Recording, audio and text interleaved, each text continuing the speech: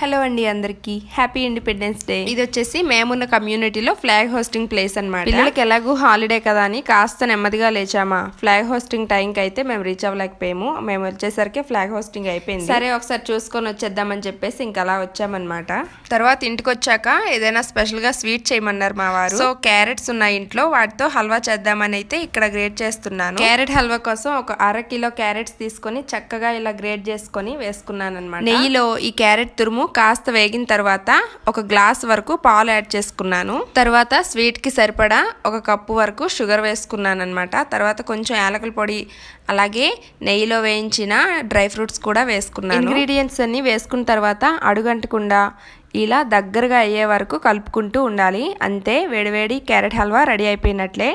ఈ వీడియో నచ్చిందా లైక్ చేసి కామెంట్ చేయండి. అలాగే నా ఛానల్ని ఫస్ట్ టైం చూస్తున్న వాళ్ళైతే సబ్స్క్రైబ్ చేసుకోండి. Happy independence day once again.